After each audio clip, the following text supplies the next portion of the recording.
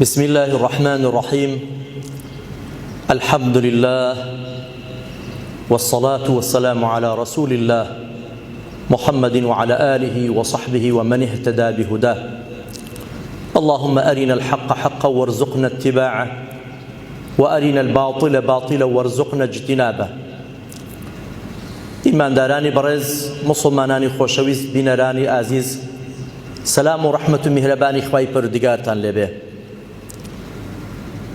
لە ئەڵقەیەکی تری زنجیرە بابەتەکانمان لە ژێر ناونیشانی میهرەبانتر لە میهرەبانی بە خزمەت ئێوەی بەڕێز و خۆشەویست گەیشتینەوە. پێغەمبەرمان صلی الله عليه وسلم پێیامی ئەوەی پێداین کەوا هەوڵ دەین هەمیشە ئەوانی تر خۆشحاڵکەین، خۆشی، بەختەوەری، کامەرانی لە ناخی دەور و بەرمانە بچێنین. پێغەمبەرمان سەلامی خوا لەسەر بێ بۆ بەرقەرارکردنی ئەو خەسڵەتە جوانەش کۆمەڵێ پەیام و ڕێکاری خستۆتە ڕوو کە هەموو ئەو ڕێکارانە لەگەڵ ئەوەی سەدان ساڵ بەسەر ڕێنماییە جوانەکانی تێپەڕ چووە و تێپەڕ بووە کەچی ئێستاش هەر شاڕێگەن، هەر باشترین، بێوێنەترین، لە پێشترین ڕێنمایی جوانن. پێغەمبەری خوا صلی الله عليه وسلم لە پەیام و ڕێنمایی ئەو جارەیان پێمان ئەڵێ زەردەخەنە بکە، زەردەخەنە بکە، پاشان زەردەخەنە بکە بۆ دەور و بەرت. ڕووخۆشی و زەردەخەنەی تۆ دڵخۆشی و کامەرانیە خاتە دڵی کەسانی تر. ئەوەندەمان بەسە کە پێغەمبەرمان صلی الله عليه وسلم ئامۆژگاری ئومەت و نەتەوەکەی کردووە کەوا هەمیشە بە شێوازێکی دەمبەخەندەیی ڕووخۆشی ڕووبەڕووی ئەوانی تر ببینەوە، برا و دەستە خوشکەکانمان ببینەوە. تەنانەت ئازیزمان صلی الله عليه وسلم فەرموویەتی تەبەسسومك في وجه أخيك صدقة.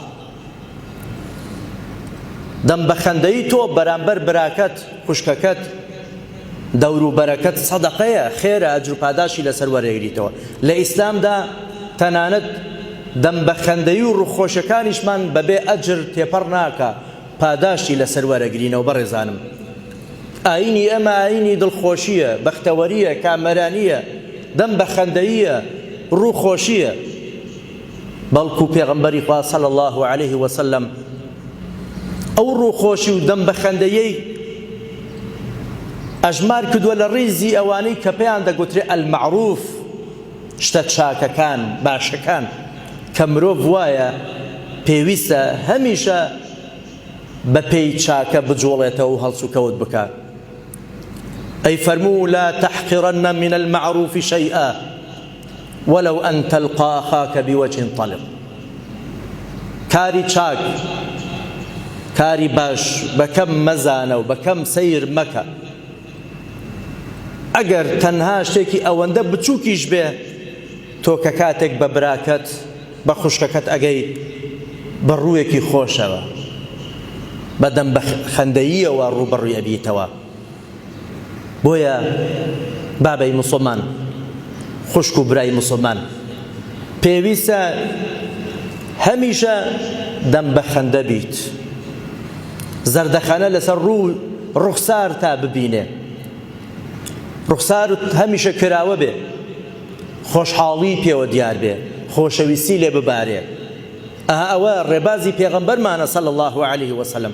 نەک بە پێچەوانەوە هەڵگری ڕوخسارێکی عەبوس مەبە، هەر لە دوورەوە با خەڵک لێت نەتۆرێ، با منداڵەکان جورئەتی ئەویان هەبێ لێت نزیک بێتەوە، با هاوسەر و خێزانەکەت هەز بە ئەمن و ئەمان بکا لە لای تۆوە، هەز بە بەختەوەری و کامەران و خۆشەویستی لە ڕوخساری تۆ بکە.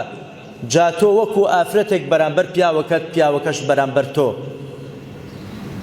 با دایک و باوکت هەمیشە ڕوو ڕوخسارێکی خۆشی ببینێ لە ڕوخسارتە، دڵیان خۆش بێ، کە کوڕەکەیان، کە کچەکان، کە ڕۆڵەکان لە خۆشی ئاژێ، ڕێز و حرمەتی هەیە، دایک و باوکی خۆی خۆشەوێتن، هاوڕێکەت بە هەمان شێوە. عەبدوڵڵای کوڕی حارسی کوڕی جوزە ئەڵێ خوای لێ ڕازی بێ ما رأيت أحدا أكثر تبسما من رسول الله صلى الله عليه وسلم. هیچ کەسێکم نەبینیوە کەوا خەندەی و دەم بە خەندەیی زیاتر بێ لە پێغەمبەری خوا صلی الله عليه وسلم. هەمیشە کەسێکی بە زەردەخەنە و دەم بە خەندە بوو پێغەمبەرمان سەلامی خوا لەسەر بێ.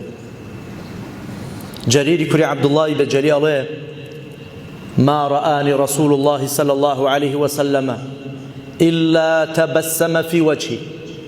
والله پێغەمبەری خوا سەلامی خوا لەسەر بێ منی نەبینیوە هیچ جارێ وا ڕێک نەکەوتووە کە منی بینی بێ مەگەر بەڕووی منە پێکەنیوە. زەردەخەنەی کردووە پێغەمبەری خوا صلی الله عليه وسلم. سەیرکە ئەو دیمەنە لەلایەن جەریر لەبیر ناکرێ. مامۆساکەی سەرکردەکەی پێغەمبەرە خۆشەویستەکەی صلی الله عليه وسلم هەر جارێ پێی گەیشت بێ بەڕوویەکی خۆشەوە بە زەردەخەنەیەکەوە مامەڵی لەگەڵ کردەوە ڕووبەڕووی بۆتەوە. بەڕێزانم خەندە و زەردەخەنە چەند جۆرێکی هەیە، چەند پلە و مەرتەبەیەکی هەیە. یەکیان بریتە لەوەی کە ئینسان هەمیشە ڕوویەکی کراوەی هەبێ بە شاش بێ، ڕوخسارێکی کراوە و خۆشحاڵ دیار بێ. هەمیشە ئاوە سەرەتاکەیە. هەندێ مسلمان هەیە سوپاس بۆ خوا، هەندێ مرۆڤ هەیە خوا یارمەتی داوە. هەمیشە خەندە و پێکەنین بەختەوەری و کامەرانی لە ڕوخساری ئەخوێنیتەوە، تەنانەت لەگەڵ نەیار و نەحەزانیش. باوەڕ کە تەنانەت لەو کاتێکەوە مەرگ میوانە بێ لە ژیانە بە خەندە ژیاوە، بەختەوەر بێگومانیش بەو شێوازاگەڕێت و لای خوا. تۆ ئەگەر مامۆستا و مدەڕیسێکی وانە بێژێکی مامۆسایەکی زانکۆی لە یەکێک لە پەیمانگاکان دەرس ئەڵێیتەوە، لە هەر قۆناغێکی خوێندنە مامۆسایت کوێ نێو هۆڵی خوێندنە نێو سەفی قوتابیەکانتە، بە قوتابیەکان زەردەخەنە و ڕووخۆشیت لێ ببینن مامۆسای بەڕێز. تۆ کاتێک کە سواری تەکسیەک ئەبی یان هۆیەکی گواستنەوە ئەبی، جافڕۆکە بێ، شەمەندەفەڕ بێ، هەر ئامرازێکی تر هەیە کە خەڵک بەکارهێنێ بۆ بابەتی هاتوچۆکردن و هاموشۆکردنە. ئەو خەڵکێک کە کاتێک سوارە بی کە کاتێک سەر ئەکەوی با ئەو خەڵکی تۆ بینی یەکەم جار خەندەی ڕوخساری تۆ ببێنێ، ڕوویەکی کراوە و خۆش ببێنێ. کاتێکە چی لای دوکاندارێک بەقالێک وێزگەیەکی سوتەمەنی بۆ تێکردنی بەنزین بۆ سیارەکەت، کاتێک کە دەست درێژەکەی پارە و بەهای شتەکە ئەدەی بە کرێکارەکە بە ڕوویەکی کراوە و ڕوویەکی خۆش، بزانە تۆ فەرمایشتی پێغەمبەری خوا جێبەجێەکەی صلی الله عليه وسلم. ڕووەکەت خۆش بێ، خەندەت بە ڕوخسارتەوە دیار بێ. ئەگەر لە کۆڕێکا لە مەجلیسێکا دانیشتووی بە ئەمەدەبوان خەندە لە ڕوخسار تا ببینن. کاتێ تەوقا لەگەڵ کەسێکا ئەکەی، معانەقە و باوەش لەگەڵ کەسێکا ئەگری، لەگەڵ ئازیزێکا دۆستێکا، با خەندە لە ڕوخسار تا دیار بێتن. بێگومان زەردەخەنە و دەم بە خەندەیی کاریگەری هێجگار زۆری هەیە. لە نێوبردنی تووڕەیی، گومان، دوودڵی ئەو کەسانەی کەوا هەمیشە دەم بە خەندەن، زەردەخەنە لەسەر ڕوخساریان نابیندرێ. هەمیشە کەسانێکن ئەتوانن زاڵ بن بەسەر تووڕەیی خۆیانە، ئەتوانن زاڵ بن بەسەر دوودڵی و گومانیانەوە، و بەرامبەرەکەیشان هەمیشە دڵنیاییان پێدەی گومانت لێ نەکەن، دوودڵ نەبن لەگەڵ هاوڕێتی لەگەڵکردنت، مامەڵە لەگەڵکردنت، تەنانەت خزمەتی لەگەڵکردنت، تەنانەت هاوسەرگیری لەگەڵکردنت. ئەو کەسە پاڵەوانە کەوا لە کاتە ناخۆشەکان، لە ڕۆژە ڕەشەکان هەمیشە دەمی بە خەندەیە و نەشێواوە، وەکو حاڵەتە ئاساییەکان وایە. پێغەمبەری خوا صلی الله عليه وسلم لەو کاتە ناخۆشانەش کەسێکی لەسەرخۆ هادی و هێمن زاڵ بەسەر خۆی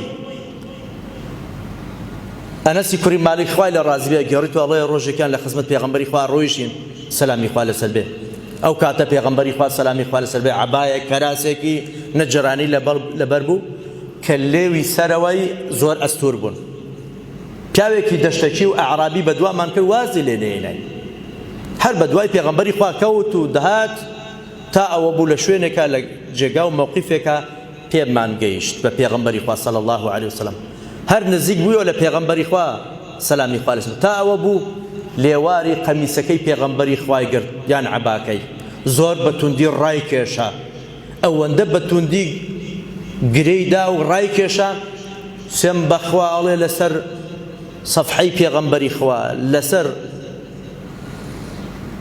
شوێنی ملی پێغەمبەری خوا سەلامی خوا لەسەر شوێنی ئەو ڕاکێشانە بە ئاشکرا ئەبینرا کە ئازاری پێداوە و سووری کردوتەوە ئەڵێ ئەنەس ئەفەرمێ کە کاتی ئەوان بینی کوتمان دەبێ ئەو پیاوە چی بووێ باشە ئەو پیاوە ئەبێ ماڵی سوتا بێ هاتووە داوای یارمەتیەکە ئایا دوژمن و هێزی دوژمن هێڕژی هێناوە بۆ سەریا داوای فریاکەوتنەکە و کە ڕزگار بکرێ و پشتیوانی بکرێ بابجێ ڕابگرین ئەنەس بۆمان نەگێڕێتەوە ئەڵێ گوتی یا محەممەد سیرکە نەشی گوتی یا رسول الله صلى الله عليه وسلم ئەڵێ يا محمد مر لي من مال الله الذي عندك أي محمد فەرمانم بۆ بدا و ماڵی خوا کە لە بەردەستی تۆیە بۆم سەرف بکرێت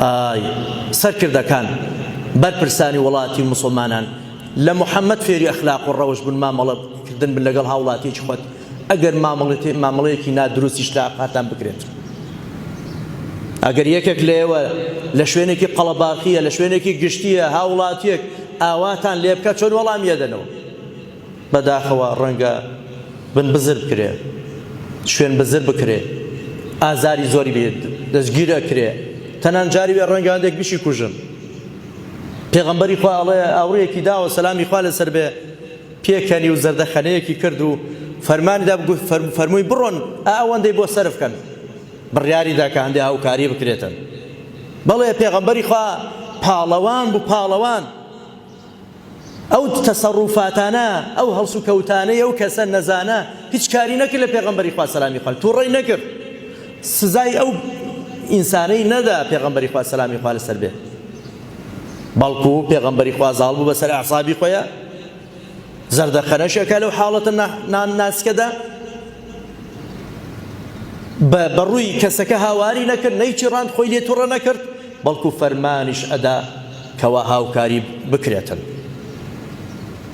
چونکە ئەگەر تووڕەش وایە ئەگەر ئازاری کەسەکەشی دابوویەوە نە ئازاری پێغەمبەری خوا کۆتایی ئەهات نە شوێن ملی پێغەمبەری خوا صلی الله علیه وسلم ئەسڕایەوە بەڵکو پێغەمبەری خوا ئارامی کرد ئارام زەردەخەنەی کرد بە ڕوویەکی خۆش وەڵامی دایەوە هاوکاری کرد نەرمونیانی لەگەڵ نوات صدقت يا رسول الله ڕاست فەرمووی پێغەمبەری ئازیز صلی الله عليه وسلم کاتێک کە فەرمووت ليس الشديد بالسرعة إنما الشديد الذي يملك نفسه عند الغضب پاڵەوانە و کەسە نییە کە کەسێکی ئازایە بەهێزە ئەتوانێت لە مەیدانە خەڵک لە عەرزێ بدا ناوە پاڵەوان نییە پاڵەوانی ڕاستەقینە ئەوەیە لە کاتی تووڕەیی خۆیە گرێ خۆی ئەتوانێت زاڵ بێ ئاسایی بێ لەو حاڵەتە تووڕەییەکانیشە پێغەمبەرمان بە کردارەوە نیشانیدان خۆگرتن لە حاڵەتی تووڕەیی چییە پێغەمبەری خوا بکردەوە سەلماندی بەڕاستی ئەو میهرەبانی ئەو هەیەی میهرەبانترە لە میهرەبانی خوای پەروەردگار هەموو لایەکمان سەرفراز و سەرکەوتوو بکە لە دنیا و دوا ڕۆژ خواپەرستی و عیبادەتمان قبوڵ بکە و سەرکەوتوو و موفقمان بکە بۆ ئەوەی پێ بەپێ لە دوای پێغەمبەری خوا بڕۆین سەلامی خوا لەسەر بێ والسلام عليكم ورحمة الله وبركاته